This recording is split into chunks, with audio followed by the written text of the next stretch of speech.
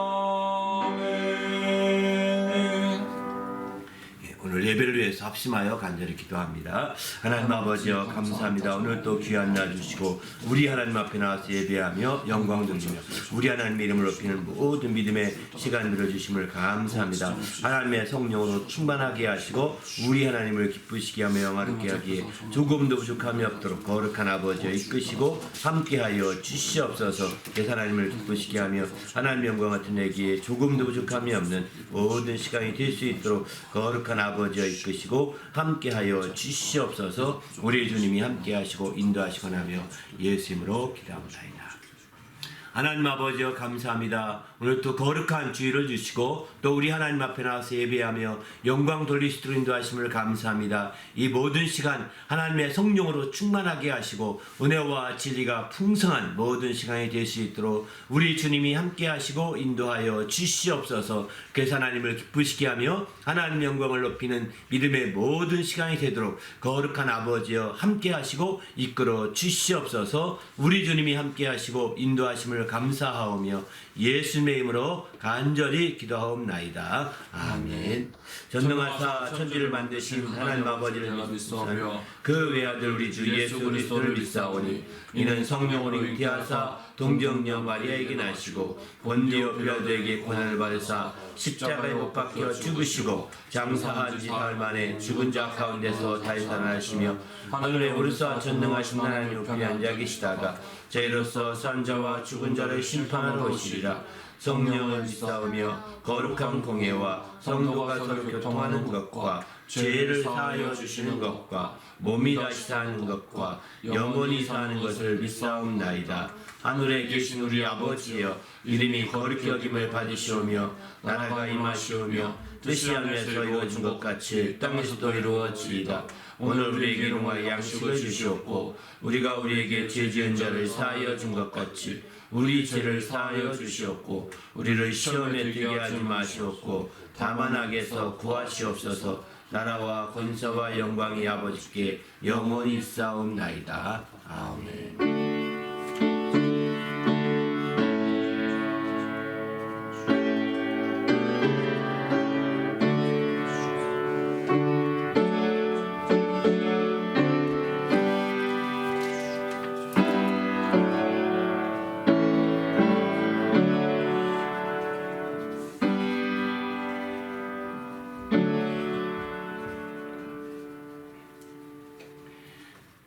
오늘 하나님께 드릴 찬송은 어두운 데는 밝히사 366장, 마음속에 근심는 사람 365장, 또 주 예수여 은혜를 368장, 이 세 곡 찬송으로 하나님께 영광을 드립니다.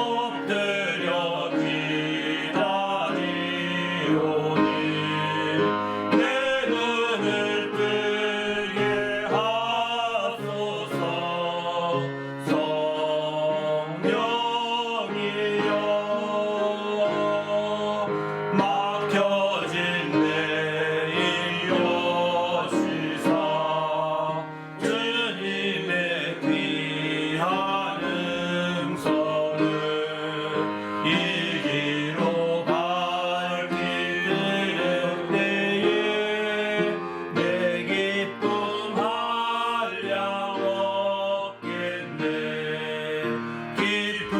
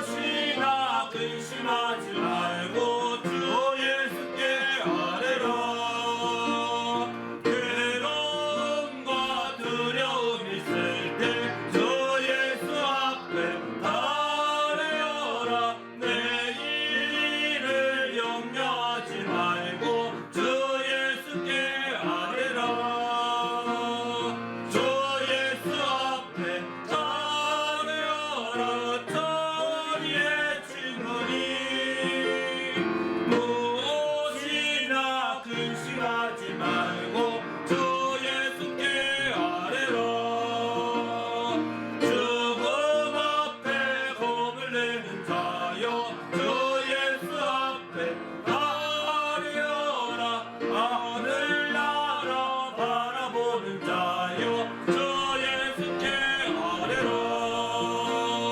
주 예수 앞에 아뢰어라 저리의 친구니 무엇이나 의심하지 말고 주 예수께 아뢰라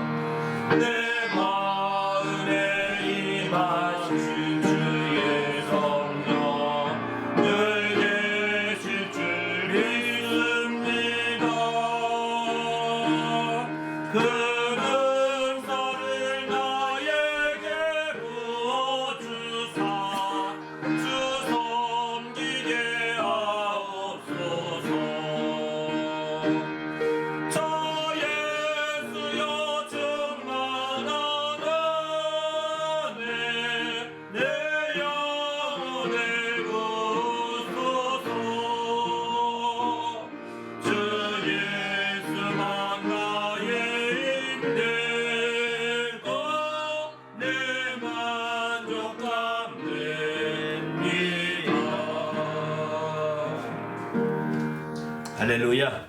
함께 또 기도할 때 하나님 오늘 또 주의 말씀으로 우리 심령이 새롭게 되게 해달라고 오늘은 주님의 행복 가운데 제재로 인하여 행복한 것들에 대해서 나누고자 합니다.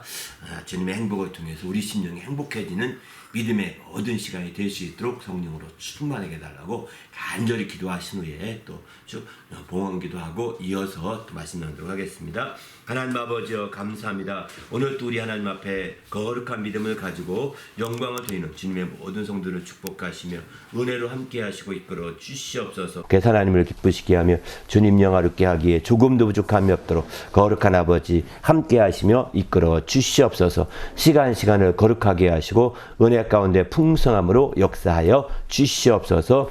예수님의 이름으로 간절히 기도합나이다. 아멘. 하나님 아버지여 감사합니다. 오늘 또 거룩한 날 주시고 또 우리 하나님 앞에 나와서 예배하며 영광 돌리시도록 인도하심을 감사합니다. 이 모든 시간 하나님의 성령으로 충만하게 하시고 은혜와 진리가 풍성한 모든 시간 될 수 있도록 인도하여 주시옵소서. 그래서 하나님을 기쁘시게 하며 하나님의 영광을 드리는데 조금도 부족함이 없도록 거룩한 아버지여 함께하여 주시옵소서. 특별히 하나님 아버지 오늘 또 주 앞에 나올 때 믿음을 드리며 예물을 드리는 모든 주의 성도들을 기억하여 주시옵시고 그 심령과 가정들을 축복하여 주시옵소서. 저들이 참으로 주를 사랑함으로 이처럼 거룩한 믿음을 드렸으며 또 예물을 드렸사오니 드린 모든 심령과 가정에 또 모든 형편과 사정을 따라 귀한 복으로 채워주시고 주님 안에서 승리할 수 있도록 인도하여 주시옵소서. 오늘 또 부족한 종을 세워주셨사오니 말씀의 지혜와 지식과 권능을 다하여 주시옵시고 주의 말씀으로 충만하게 역사하여 주시옵소서. 감사하오며 예수님의 이름으로 간절히 축복하며 기도하옵나이다. 아멘. 예. 하나님 앞에 나올 때 또 거룩한 믿음과 예물을 드려 하나님께 영광 드리는 성도들에게 주님의 축복이 함께 하시기를 예수님의 이름으로 축원합니다. 할렐루야. 아멘. 하나님의 말씀은 마태복음 16장 13절로부터 20절까지 말씀 보시겠습니다. 하나님의 말씀 마태복음 13절로부터 20절입니다. 다 같이 읽겠습니다. 시작. 예수께서 빌립보 가이사랴 지방에 이르러 제 아들에게 물어 이르되 사람이 인자를 누구라 하느냐 이르되 더러는 침례 요한 더러는 엘리야 어떤 이는 에레미야나 선지자 중에 하나라 하나이다. 이르시되 너희는 나를 누구라 하느냐. 시몬 베드로가 대답하여 이르되 주는 그리스도시요 살아계신 하나님의 아들이시니이다. 예수께서 대답하여 이르시되 바요나 시몬아 내가 복이 있도다. 이를 내게 알게 하니는 혈육이 아니요 하늘에 계신 내 아버지시니라. 또 내가 내게 이르노니 너는 베드로라. 내가 이 반석 위에 내 교회를 세우리니 음부의 권세가 이기지 못하리라. 내가 천국 열쇠를 내게 주리니 내가 땅에서 무엇인지 매면 하늘에서도 매일 것이요 내가 땅에서 무엇인지 풀면 하늘에서도 풀리리라 하시고 이에 제 아들에게 경고하사 자기가 그리스도인 것을 아무에게도 이르지 말라 하시니라. 아멘. 네. 오늘은 이제 예수님의 행복 가운데 지난번에는 행복의 뿌리를 아버지께 준 부분에 대해서 주로 나눴습니다. 오늘은 예수님의 행복은 이제 보이지 않는 부분에서는 뿌리를 아버지께 두고 아버지 안에서 행복했지만 그러나 이제 보이는 부분에서는 그의 제자들을 통해서 행복했던 것을 보게 됩니다. 그래서 오늘은 제자로 인하여 행복을 이런 제목의 말씀으로 나누고자 합니다. 우리 그리스도인들은 예수님의 행복에 뿌리를 두는 자들입니다. 우리의 행복의 뿌리를 예수님의 행복에 두고 있는 거거든요.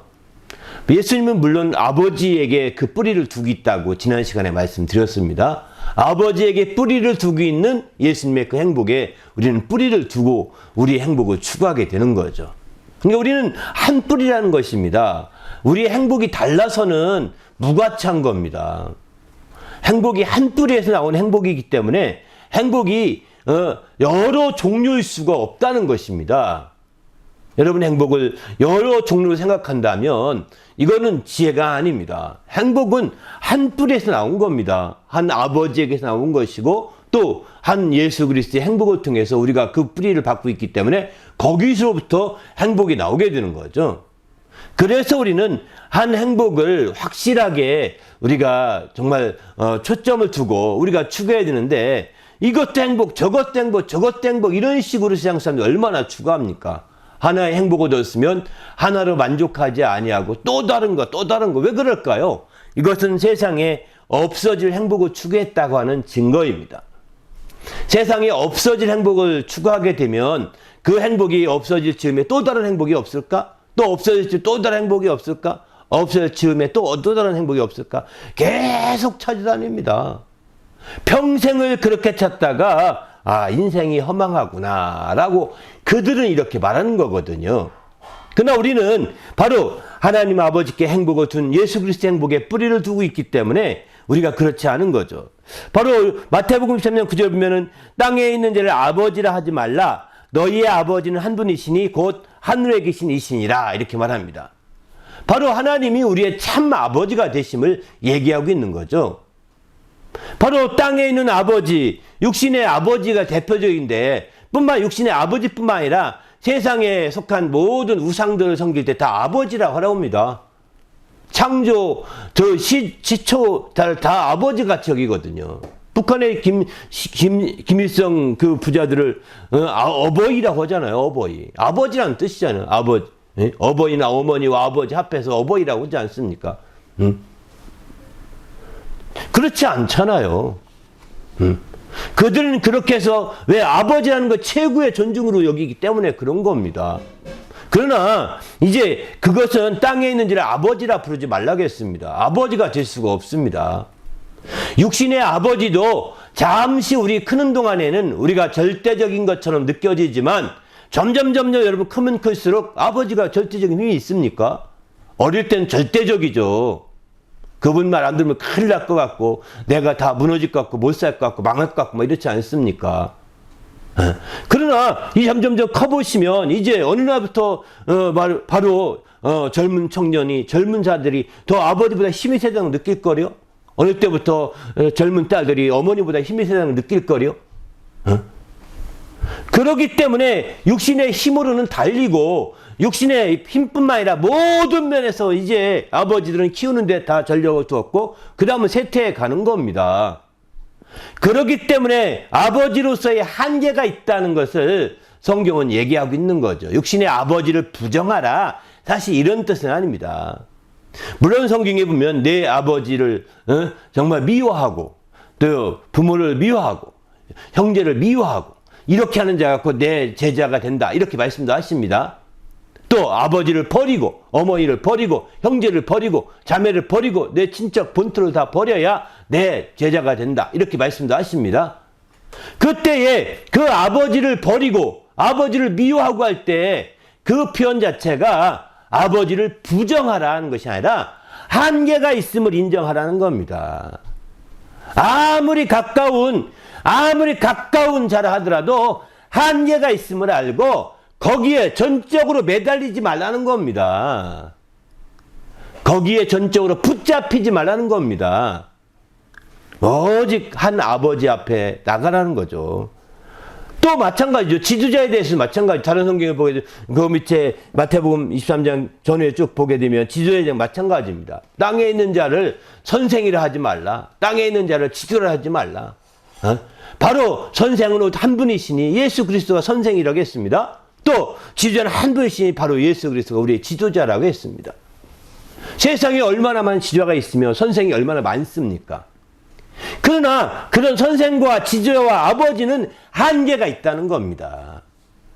거기로부터 어떤 행복을 추구하려고 한다면 거기로부터 우리 행복의 뿌리를 들려고 한다면 잘못될 수 있다는 거예요. 그래서 성경은 말합니다. 아버지는 땅에 있는 자 아버지를 부르지 말라고 심지어 이렇게까지 말하고 있는 거죠. 오직 하늘에 계신 그 아버지께 바로 뿌리를 두라는 것입니다. 또 정말 우리 주님에게 뿌리를 두라는 것입니다. 이렇게 될 때에 하나님의 영광을 드러낼 수가 있는 거죠. 그래서 우리의 그 행복이라는 것은 한 가지로 그렇게 총일되게 가는 거죠. 한 가지로 모아져 가는 것입니다. 그렇지 않고 눈으로 보이는 것으로의 행복을 추구하게 되면 한 가지가 안 될 수 있습니다. 왜? 눈은 금방 마비되기 때문에 눈의 감각이라는 것이 금방 좋았다가도 싫어질 수 있거든요. 그러기에 성경은 말합니다. 아무리 황홀하고 아무리 행복하고 좋았던 것을 보고 함께 느꼈다 하더라도 그것을 인해서 행복해하지 말고 오히려 정말 우리 주님으로 행복할 걸 권하고 있는 거죠. 그것 자체로 눈에 보았던 그것 자체로 감각적인 것을 행복해하지 말고 오히려 이제 정말 우리 주님의 행복으로 행복할 것을 권하고 있는 겁니다. 변함이 없는 그것으로. 왜? 눈에 보였던 것은 조금 전에 보였지만 보이지 않게 되잖아요. 오늘 여기도 보면 이르지 말라 이렇게 말한 것도 주님이 이 베드로가 얼마나 황홀했겠어요. 지금 이런 장면들이.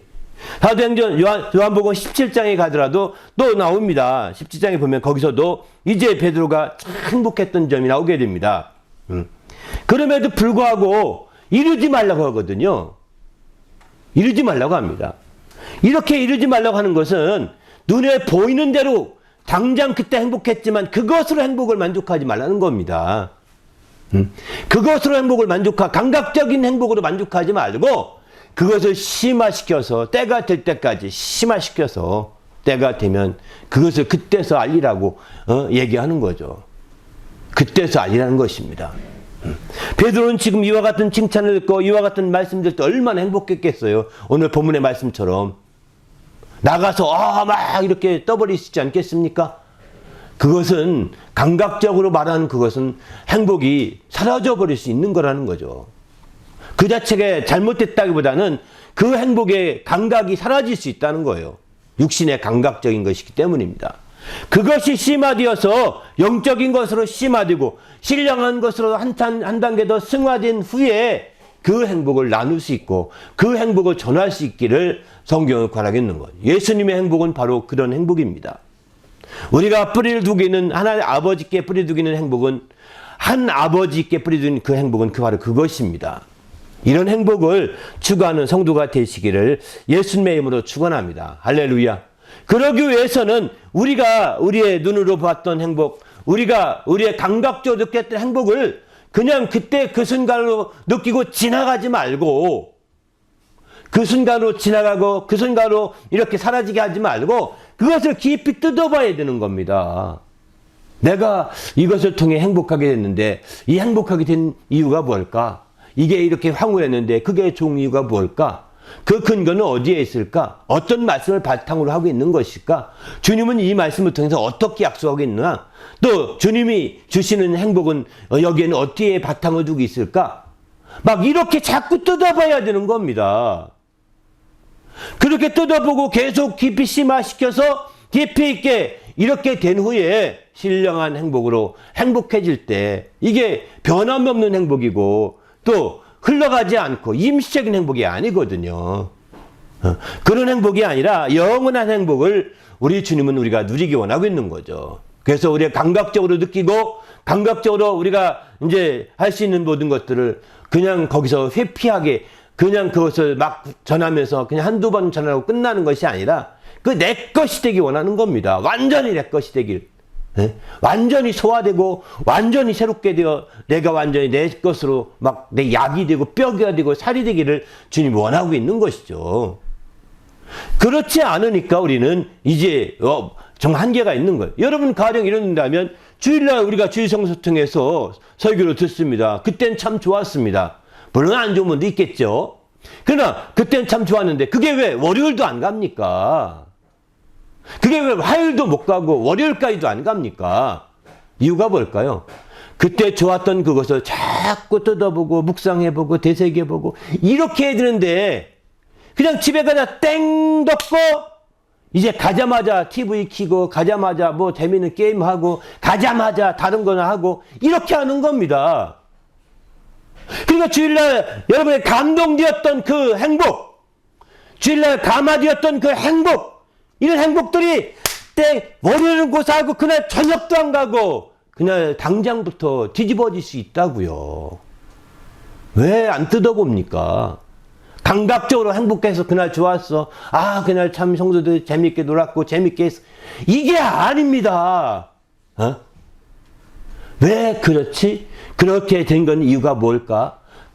내가 그때 황홀했던 것은 어떤 말씀 때문이었지? 내가 그때 성도들과 정말 잘 화목하게 잘 얘기하면서 참 뿌듯했던 이유는 뭐였지?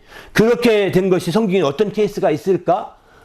이렇게 자꾸 묵상하고 자꾸 되새겨보고 자꾸 뜯어보고 이렇게 심화시켜서, 그러니까 지난 여러분 가서 정말 뒷정리도 해봐야 되는 거죠. 내가 오늘 은혜 받은 건 뭐지? 자꾸 생겨보고 메모도 하고, 그날 말이야 일기 썼으면 일기도 쓰고요. 이렇게 안 하는 이상 당신은 땡일 것입니다. 땡일 거예요. 주일날로 땡 끝나는 겁니다. 예배 시간 땡 끝나면 끝나는 거예요. 그게 뭐 신앙생활 잘한 것입니까? 예배 한번 드리자고 하는 게 아니잖아요. 그것을 계속 되새기되 그날만 아니라 그 주간 내내도 그 말씀을 얘기하고, 또 수요일날 있으면 또 모여서 또 얘기하고, 또 모여서 얘기하고, 계속 일주일 내내 그 말씀이 그 가정 가운데, 그 심령 가운데 계속 공감되게 계속 얘기할 수 있어야 되는데, 우리는 그렇지 않는다고요. 아, 예배 드렸으면 됐지 뭐. 안 됐습니다. 그렇게 하니까 믿음이 지속되지 못하고 기쁨이 없고 행복하지 않은 신앙생활을 살 수밖에 없는 겁니다. 그렇게 하면 행복해지기 어렵습니다. 신앙사람이 다 일반적으로 그렇게 합니다. 일반적으로 크리스찬 대부분이 그렇게 합니다. 그러니까 그들의 신앙이 이어지질 않습니다. 한 세대도 제대로 이어지기 어렵습니다. 유대인들이 그들의 신앙이 우리가 볼 땐 참된 신앙이 아니지 않습니까? 예수 믿는 신앙이 아니니까요. 그럼에도 불구하고 그들의 신앙이 수천 년 대를 이어서, 다음 세대는 말할 것도 없고 수천 년 대를 이어서 올 수 있던 비결이 무엇일까요? 그들이 감동받았던 말씀을 계속 나누는 겁니다. 주일날 TV도 안 켜고, 주일날 밥도 하지 않고, 사 먹지도 않고, 주일날 모든 거 오락을 금하고, 하루 종일 그날 들었던 말씀 나누고, 한 주간 들었던 말씀 생각하고 얘기하고, 계속해서 이렇게 얘기한 그 교육이 자녀들에게 확실한 신앙이 됐던 거죠. 그게 그들의 행복의 바탕이 됐던 겁니다. 하나님 말씀으로 그 행복, 신앙의 행복을 추구해 갔던 거죠. 그들은 예수님이 오시기 전에 구약의 약속을 가지고도 그렇게 행복해서 어떤 핍박과 어려움도 능히 이겨내고 그렇게 살고 있는데, 우리는 어떻습니까? 우리가 하는 것은 듣기만 하면 돼. 아닙니다. 아니에요. 은혜니까 은혜를 오해하지 마십시오. 이렇게 함께 계속해서 뜯어봐야 합니다. 육신적으로 느꼈던 그것, 나만 혼자 느꼈던 것이 아니라 그것을 뜯어서 되새기는 가운데 자꾸 되씹어주고 되새김질해서 또 씹어주고, 이렇게 해서 자꾸 나눠서 함께 온 가족이 공유하게 되고, 함께 온 가족이 함께하게 될 때 큰 은혜를 받을 수 있고, 그 은혜가 이어진 믿음의 믿음이 계속 대를 이어서 이어질 수 있는 거죠. 천대까지 갈 수 있죠. 그런 가정이. 그렇게 하지 않으면 아무 성이 없는 겁니다. 다 세상에 뺏기는 겁니다. 그렇게 해야 그것이 정말 세상에 뺏기지 아니하고 우리의 믿음을 지키고 다음 세대를 지키고 또 정말 그 다음 세대를 지켜나갈 수 있는 길과 힘이 생기게 되는 것이죠.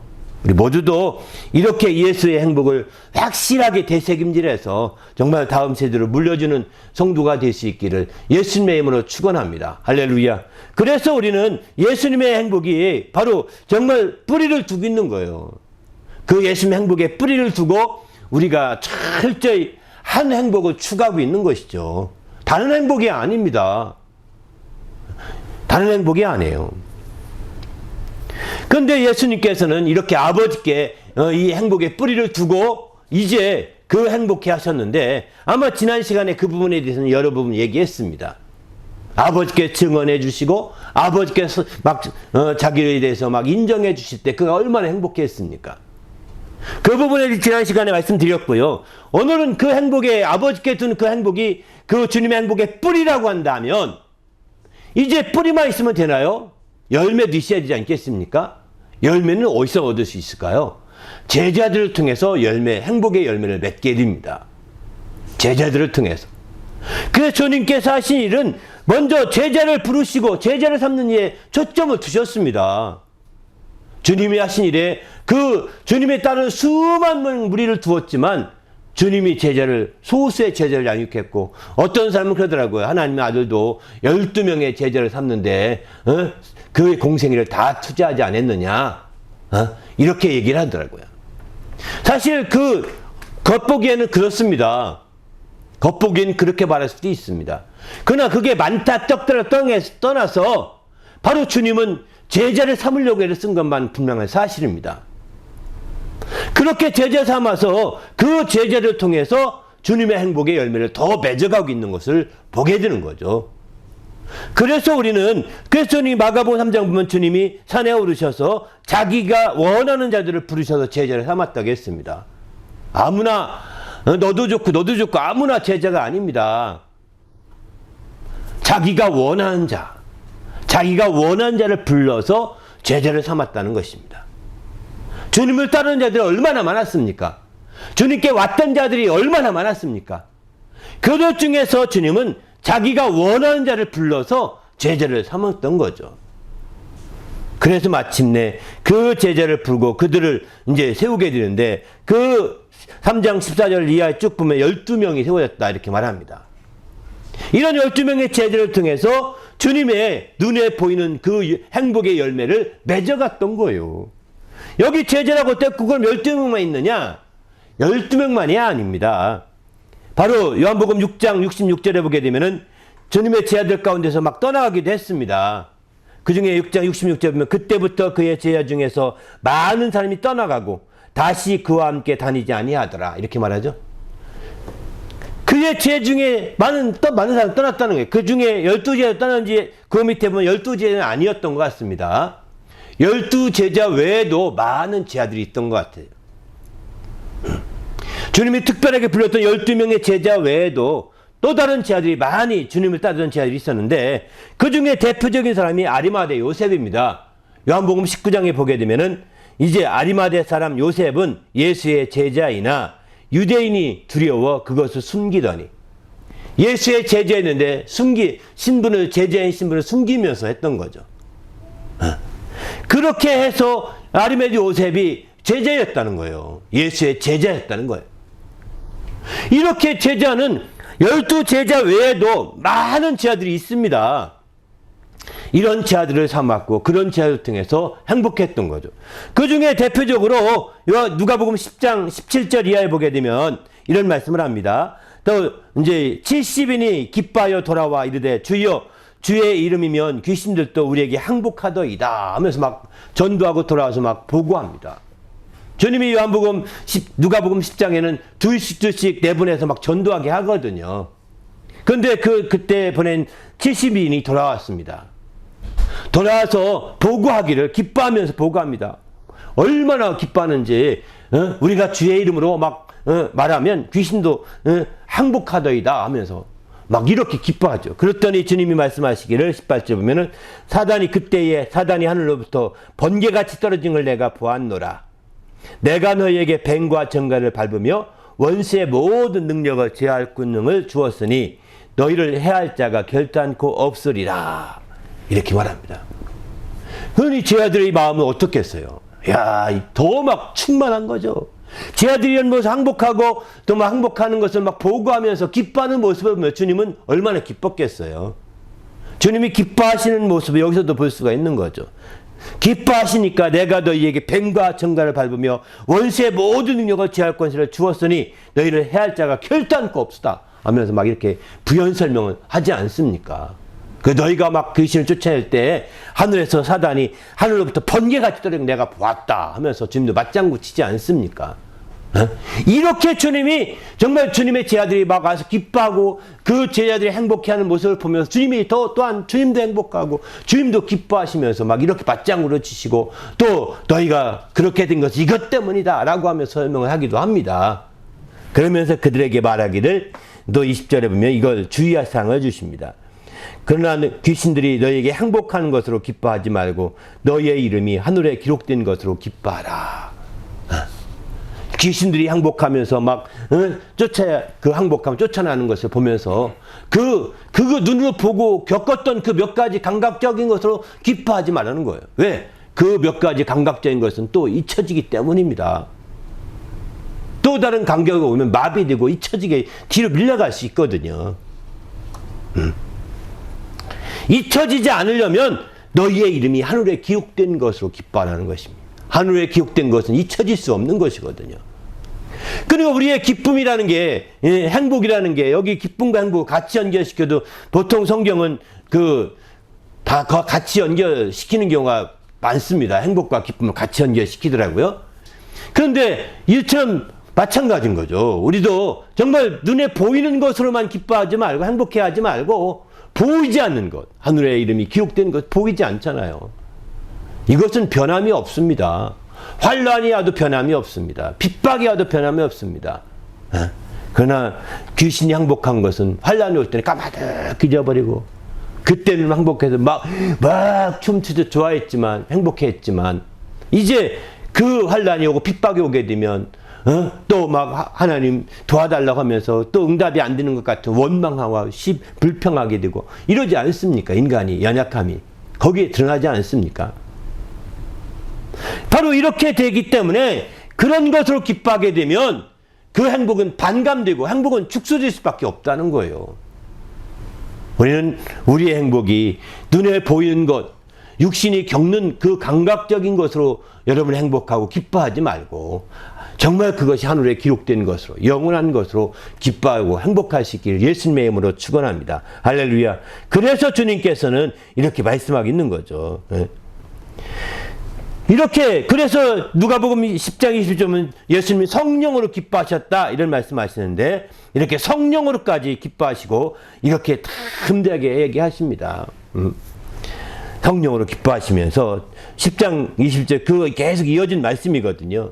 그 성령으로 기뻐하시면서 하나님께 감사하고 이렇게 해서 마침내 행복의 깊이를 더해가는 것입니다. 그래서 10장 23절 보게 되면 제 아들을 돌아보시며 조용히 이르시되 너희가 보는 것을 보는 눈이 복이 있도다. 그걸 부정한 건 아닙니다. 너희가 귀신이 행복하고 막 하는 걸 다 보았는데 너희가 보는 것을 보는 눈이 복이 있도다. 너희가 그것을 봤는데 또 그것을 볼 수 있는 자들이 다 복이 있다는 거예요. 왜 그럴까요? 그것도 행복의 큰 근원이 되는 것이죠. 표적과 기사와 능력도 행복의 그 하나의 뿌리가 되는 것이죠. 한 근원이 되는 거죠. 그러나 그 눈에 보이는 감각적인 것으로만 생각하지 말라는 거예요. 그러니까 그것을 볼 수 있다는 것은 내게 복이 있어서 볼 수 있다. 이렇게 이해하라는 겁니다. 내가 복이 있는 자구나. 왜 이 복은 환난과 핍박이 있어 없어지는 것이 아니거든요. 복이 있어서 내가 이것을 볼 수 있었고 복이 있어서 예수님을 얘기할 때 귀신이 행복한 거구나. 막 이렇게 우리가 적극적으로 이해하고 간구해야 되는 것이죠. 그럴 때 하나님의 영화롭게 할 수 있는 것이죠. 그런데 주님의 그 행복이 지하철을 통해서 막 이렇게 행복이 계속 이어지지만 계속 그런 행복만 있는 것이 아닙니다. 이렇게 좋은 것만 막 제 아들이 좋은 것만 보고하고 좋은 것만 얘기하고 좋은 것만 제자리에 와서 막 이렇게 얘기하는 것이 아니었던 거죠. 요한복음 6장에 보게 되면 이제 알다시피 제 아들이 떠나갑니다. 바로 왜냐하면 그 앞서서 말씀한 바로 너희는 내 살을 먹고 내 피를 마셔라. 주님이 이렇게 말씀하셔요. 내 살을 먹어야 내 살은 참된 음식이요 내 피는 참된 음료로다. 이렇게 말해요. 내 살을 먹고 내 피를 마시냐는 생명이 없다. 이렇게 하는 식으로 막 쭉 말씀하시니까 막 많은 사람들이 거기에 대해서 그의 제자들 가운데서도 그것을 이해하지 못하고 수근수근 대다가 떠나가는 겁니다. 그래서 제자 중에 많은 사람이 떠나갔고 다시 주님과 함께 다니지 아니했다. 이렇게 요한복음 6장 66절에 이렇게 말씀하고는 보죠. 그때 67절 보게 되면 예수께서 12지에게 이르십니다. 많은 제자 떠나갔지만 12제자는 안 떠났던 것 같아요. 거기 67절 보게 되면은 12제자에게 이르시되 너희도 가려느냐? 너희도 가겠냐? 너희도 이해하지 못하느냐?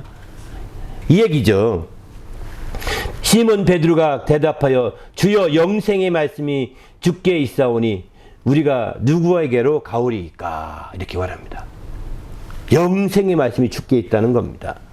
왜냐면 그 앞에 6장 63 내 말이 영이요 생명이라 이렇게 말씀하셨고 살리는 것은 영이니 육은 무익하니라 이렇게 6장 23 말씀하시거든요. 그 말씀을 듣고 들었던 베드로가 이렇게 말하는 거예요. 영생의 말씀이 주께 있사오니 우리가 누구에게로 가오리까 이렇게 말합니다. 우리가 주는 하나님의 거룩하신 자신을 믿고 알았삼나이다. 예수께서 대답하시되 내가 너희 12를 택하지 아니하였느냐 이렇게 얘기합니다. 여기서도 주님의 흐뭇함을 보고 있는 거예요.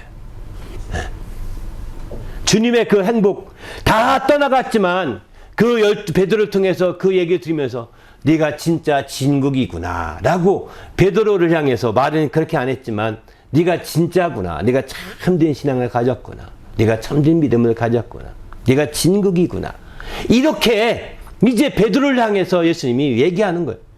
내가 너희를 택하기 잘했구나.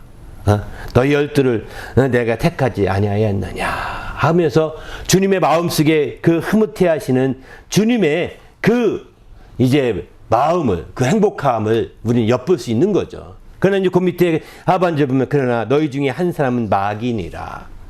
이것은 그를 팔자를 가리켜 말함이라 이렇게 말씀하죠. 12명을 택했지만 이제 그는 그 팔 것을 생각하면서 택했다라고 이렇게 말하고 있는 것이죠. 아무튼 주님 안에서 이제 주님의 이런 행복은 죄들이 다 떠나가는 과정에도 함께하던 자들이 다 이해하지 못하고 주님에 대한 믿음을 저버리고 다 떠나가는 그런 과정에서도 그래도 12명을 인해서 제자를 그들 세웠던 자기가 원했던 제자를 세웠던 그들을 인하여서 행복감은 계속 이어지고 있지 않습니까? 그런 행복감에 아마 절정에 이르렀던 것은 아마 오늘 본문이 아닌가 생각을 합니다. 우리 주님께서 행복감의 절정에 이를 때가 본문의 베드로를 통해서 한 것이 아닌가. 여기 이제 베드로를 통해서 들었던 이 본문의 배경은 빌립보 가이사랴 지방이라고 하는데 이 빌립보 가이사랴 지방은 지금의 지금 시리아하고 이스라엘하고 전쟁이 있잖아요. 골란고원을 지금 뺏었는데 골란고원에 있는 도시 이름입니다. 골란고원에 있는.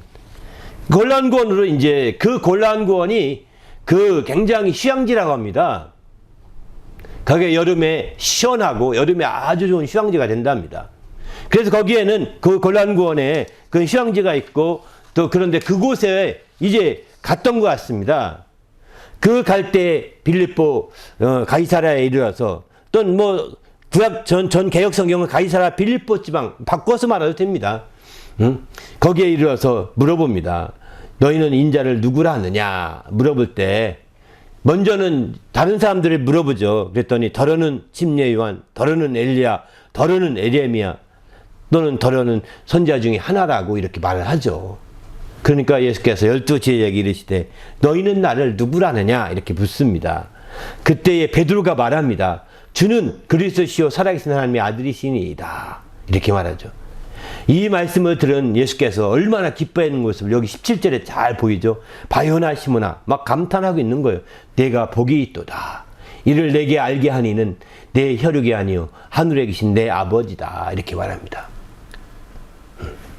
바로 바요나 시모나 내가 복이 있도다. 이를 내게 알게 하니는 혈육이 아니요 바로 하늘에 계신 내 아버지께서 알게 하셨구나 라고 하면서 막 내가 참으로 복이 있다라고 말하죠. 그리고 이렇게 주님의 마음이 너무나 흡족한 마음이지 주님이 마음속에 두고 있던 계획도 말씀하십니다. 18절 보게 되면 또 내가 내게 이르노니 너는 베드로라. 내가 이 반석 위에 내 교회를 세우리니 음부의 권세가 이기지 못하리라. 주님이 여기서 교회에 대해서 참 언급하십니다. 주님은 그의 몸된 교회를 세우고자 오셨던 거거든요. 근데 그것을 노골적으로 말씀한 적이 없습니다. 여기서 처음으로 마음속에 둔 그의 그의 계획을 드디어 표출시킨 거예요. 바요나 시모나 너는 베드로라. 이와 같은 고백한 믿음을 반석으로 삼고 반석 위에 바로 내 교회를 세우리니 음부의 권세가 이기지 못하리라. 내가 천국 열쇠를 내게 주리니 네가 땅에서 무엇인지 매면 하늘에서 매일 것이요 네가 땅에서 무엇인지 풀면 하늘에서 풀리리라 하시고 이렇게 말씀하시죠. 그래서 이렇게 주님이 베드로의 이와 같은 고백을 드리면서 참으로 행복하고 기뻐했던 걸 보는 거예요. 여기는 그러면 이거는 그래서 어떤 사람들은 이 말씀을 그대로 베드로에게만 준 것이다. 베드로 한 사람에게만 한 것이다. 이렇게 해서 베드로를 또 아주 막 예수님 다음으로 절대화를 시킵니다. 그게 로만 캐토릭이죠. 일대 교황으로 삼은 게 베드로를 삼았죠. 그들은 베드로가 나는 교황이다 선포한 적도 없는데 이미 사후에 베드로가 일대 교황이다 추징을 합니다. 그러나 사실 더 중요한 것은 여기서 중요한 것은 베드로의 이와 같은 그 믿음을 베드로 반석으로 삼다는 것입니다. 오늘날도 똑같은 우리의 이와 같은 베드로와 같은 고백이 필요합니다. 베드로와 같은 고백이 필요하고 그런 베드로와 같은 고백을 할 때 그것을 베드로라는 건 반석이라는 뜻이거든요. 반석을 삼고 그 위에 주의 교회를 든든히 세워가겠노라고 그런 반석을 통하여 교회를 세우고자 하는 것을 보게 되는 거죠. 이런 믿음을 가진 자들을 통해서 정말 놀라운 역사가 펼쳐질 것을 얘기하고 있는 거거든요. 지금도 주님의 행복은 이와 같은 믿음의 고백을 통하여 계속 그의 제자들을 통해서 행복하시는 것을 볼 것입니다. 앞으로도 마찬가지겠죠. 우리 모두도 주님 안에서 정말 이런 믿음을 가지시고 나가는 성도가 되시기를 예수님의 이름으로 축원합니다. 할렐루야. 그런데 정말 이렇게 여러 해서 얘기했지만 주님이 제자들을 통해서 행복할 때마다 주님의 제자를 통해서 행복했던 그런 모든 장면들을 볼 때마다 가장 먼저 탁 튀어나온 사람이 있는데 그게 누구냐면 베드로입니다. 베드로는 눈에 띄게 정말 물론 베드로가 주님의 제자 중에 아주 수제자라고 하니까 그럴 수도 있겠지만 다른 제자도 그럴 수 있는데 베드로가 유독 앞장서서 막 그렇게 튀어나옵니다.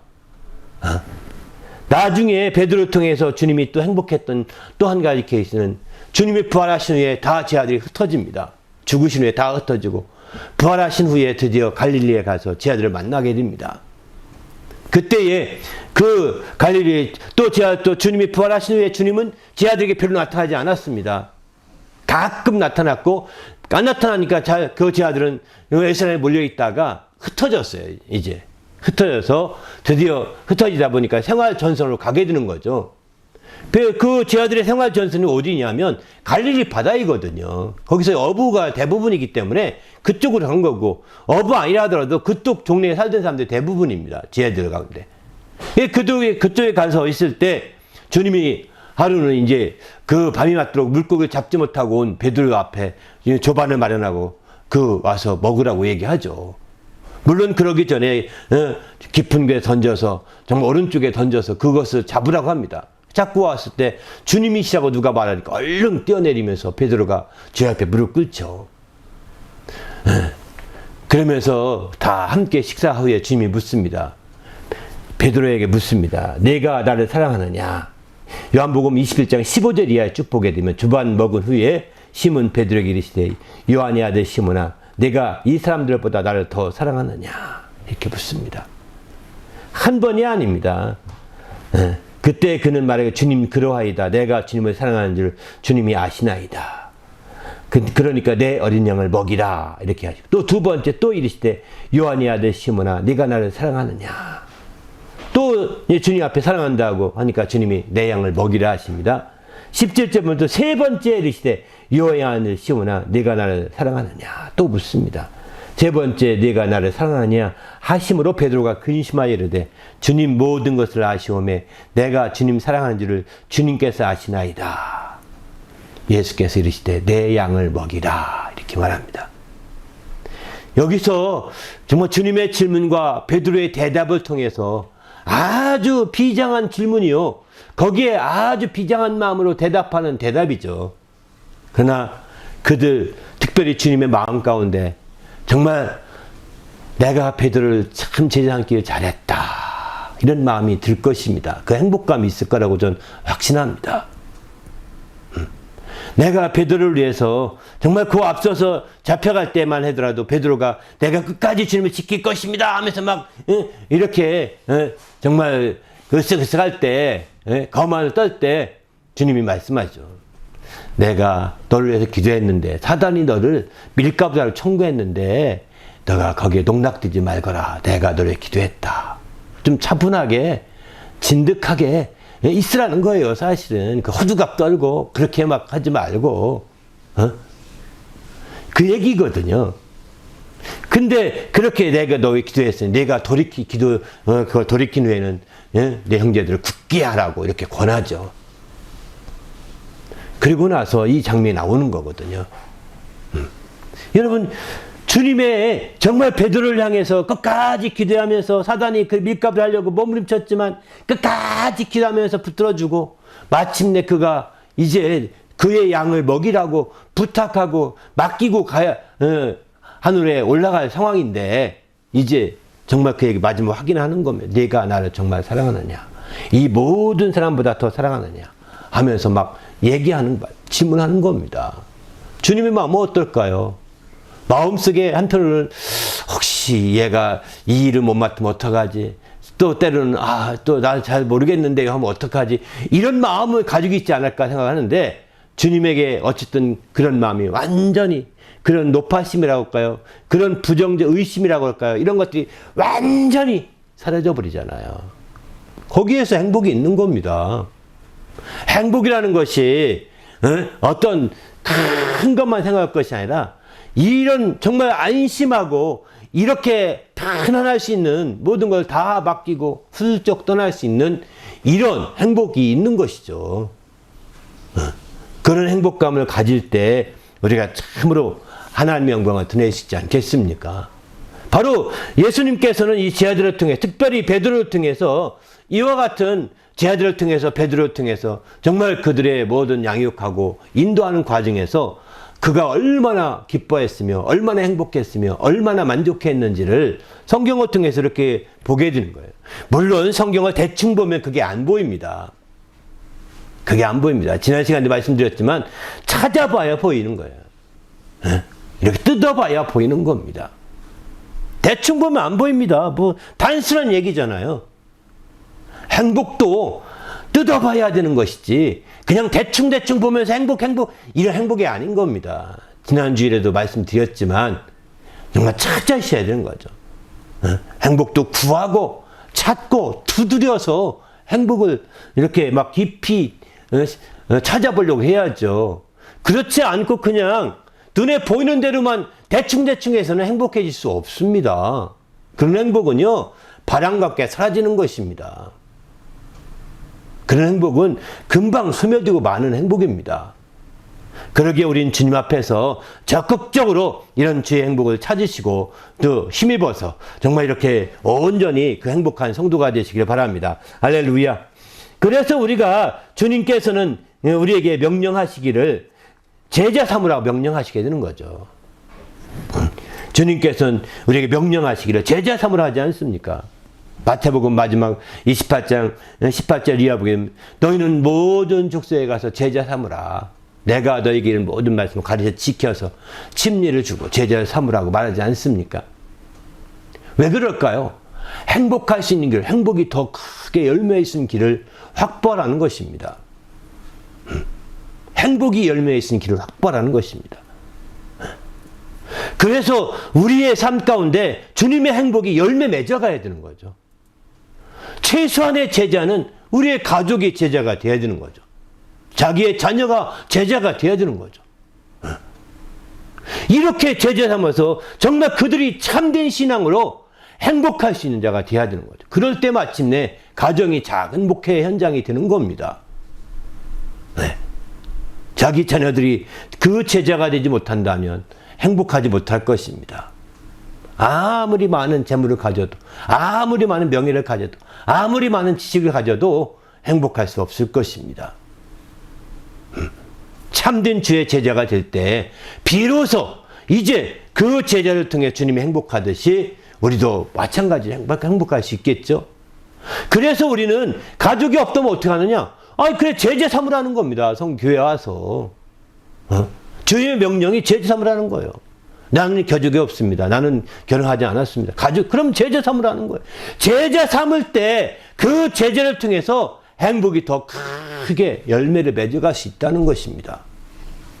우리 모두도 이와 같은 행복을 열매져서 하나님께 영광 돌리는 주님의 성도가 되시기를 예수님의 이름으로 축원합니다. 할렐루야. 함께 기도할 때 하나님, 내가 마지막 때 늘 주님 붙들어 주셔서 이렇게 행복으로 열매지도록 제자 삼게 하시고, 또 제자를 통해서 저 큰 행복을 경험하고 우리 하나님께 영광을 드리는 그런 삶이 될 수 있도록 인도해 달라고 간절히 기도하겠습니다. 하나님 아버지여, 감사합니다. 오늘 또 귀한 시간 주셔서 주님이 함께 하시고 인도하심을 감사합니다. 하나님의 성령으로 충만하여 주님의 영광을 돌리며 주님을 기쁘시게 하기에 조금도 부족함이 없도록 주여 이끌어 주시고 함께하여 주시옵소서. 생명과 성령이 충만하여 주의 일들을 또한 감당하게 하시고 주님을 기쁘시게 하기에 조금도 부족함이 없는 귀한 삶이 될 수 있도록 거룩한 아버지 이끌어 주시옵소서. 주여 정말 온전히 제자 삼아서 이런 행복이 넘치게 하시고 제자를 인하여서 주님의 행복을 확실하게 누릴 수 있도록 도와주시옵소서. 먼저 이를 위해서는 예수 그리스도의 행복 위에 우리가 뿌리를 내리게 하시고, 또 그래서 철저히 주의 제자가 되게 하시고, 내가 주의 제자가 되지 않고 어찌 제자 삼을 수 있겠습니까? 하나님 아버지, 주님의 제자가 되어 주님의 행복을 누리게 하여 주시고 주님을 행복하게 하는 자가 되도록 인도하여 주시옵소서. 그리고 마침내 이제 또 제자 삼아 또 행복해지는 거룩한 삶을 될 수 있도록 인도하여 주시옵소서. 감사하오며 예수님의 이름으로 기도하옵나이다. 아멘. 하나님 아버지여, 감사합니다. 오늘 또 주님이 축복하시고 인도하셔서 주의 은혜 가운데 우리를 세워주시고 은혜 가운데 특별히 주님의 행복으로 행복할 수 있도록 인도하심을 감사합니다. 이제 주님의 행복 위에 철저히 뿌리를 내려서 주님의 행복으로 행복한 주의 성도가 되게 도와 주시옵소서. 주님의 참된 제자가 되어서 주님을 행복하게 하는 제자가 될 수 있도록 인도하여 주시옵소서. 우리가 주의 행복을 누리는 제자가 되지 않고서 어찌 또 우리가 제자 삼을 수 있겠습니까? 하나님 아버지, 주님의 행복을 누리는 제자가 되어서 또 다른 제자를 삼게 하여 주셔서 또 더 큰 행복의 열매를 맺어갈 수 있도록 인도하여 주시옵소서. 오늘 또 주의 뜻대로 살기로 결심하고 돌아가는 모든 믿음의 성도들 축복하시고 함께하여 주시옵소서. 예수님의 이름으로 축복하며 간절히 기도하옵나이다. 아멘.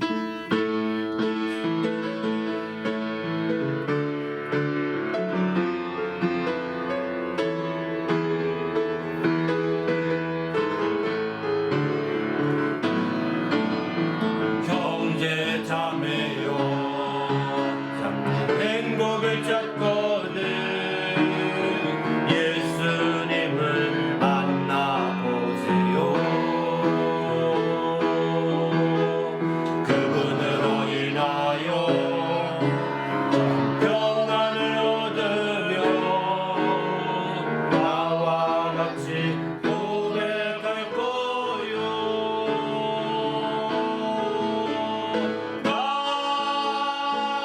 예수가 좋다.